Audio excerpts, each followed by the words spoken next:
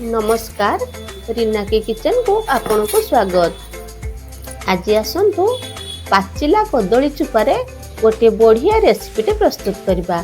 एमितिरे भी आमे साधारणतः पाचिला कदली खाई सारला परे चोपा गुड़िक फोपाड़ी दे थाउ। आज मुई चोपा को न फोपाड़ी की एई चोपारे आज गोटे पतुआ प्रस्तुत करी। से पुणी पाचिला कदली चुपारे ए चुपा गुड़िक मु कौन करी ना प्रथमे ताकू कदली रु बाहर कर नेबी, तापरे याकू छोट छोट करिकी काटी नेबी। काहेकि ना छोट छोट करी काटी नेले भल भाबरे यह ग्राइंडिंग हे जिवो बा शिଳରେ बाटिले बाटी हे जिवो। जेहेतु एटा पाची जाइछि चुपाटा नरम, तेणु मु याकू शिଳରେ बाटिबी आ यह बहुत सहजरे बाटी हे जिवो। एथिपई बेसी किछि मसला दबा दरकार नाही। साधारणतः आम घर मानकरे जहा थाए सेही मसला देकी मु याकू प्रस्तुत करिबी। एबे कदली चुपा गुड़िक काटी नहीं जो ताकू पानी रे भल भाबरे धोई नेबी। धोई सारला परे सेतिरे मु 10 रु 12 कोला रसुण दउची, आउ अल्प टिके सोरिष दउची, आउ जीरा आउ सुखिला लंका ए सब को नेकी मु कोन करबी ना शिଳରେ भल भाबरे बाटी नेबी। आपण चाहिले ग्राइंडिंग मध्ये करि परिबे।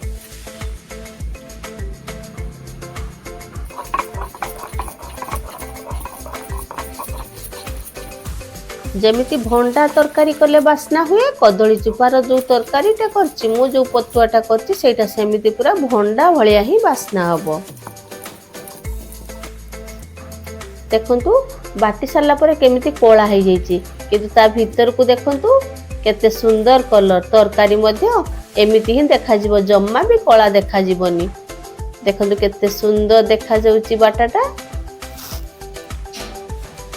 यह को मु सुखिला करके बाटी नहीं, ग्राइंडर रे बाटले टिके पानी न देले यह बाटी हेबो नाही। सेति पई मु याको शिଳରେ बाटी नहीं। खाली चुपारे मु याको प्रस्तुत करबिनी। सेति पई मु कोन करछि ना दुईटी छोट छोट आलू नहीं, आ एही आलू को पूरी चुनी चुनी करिकरी काटी नहीं।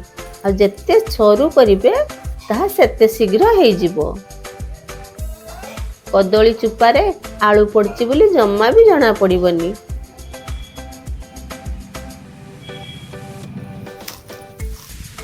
एबे कढ़ा मु बसई दउची, तापरे कढ़ा गरम होला परे देखंतु अल्प तेल देइची।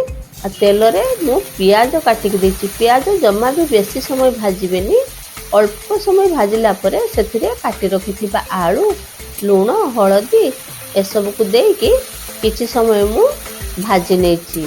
जेतेबेले आलू रु टिके पानी मरी जाइछि सेतेबेले मु बाटी रखिथिबा से जो कदली चुपा को सेथिरे देकी ताकू भल भाबरे मिसई नेछि। मु एथरे जम्मा भी पानी देई नाही, काहेकि ना एहा पूरा पूरी सुखिला भाबरे मु प्रस्तुत करिबी।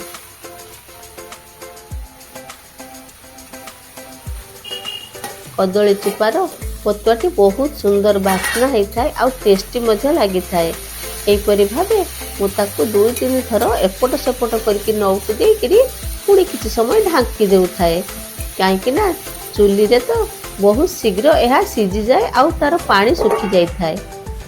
तापरे ए सब को बाहर करली। आपण ए कदली चुपार जो पतुआटी मु प्रस्तुत करिछि एहाकू पखाळ, भात, रुटी सबु सहित एहाकू खाई परिबे। आमर जेहेतु गाँव रे एपटे तो आमे मुढ़ी सहित भी खाऊ, पखाल सहित भी खाऊ। देखंतु केते सुंदर देखा जाउची, आ बहुत सुंदर बास्ना होउची। एपरि भाबे थरे प्रस्तुत करके निश्चय खांतु, एवं मो वीडियो केमिति लागिला कमेंट रे निश्चय जणातु। धन्यवाद।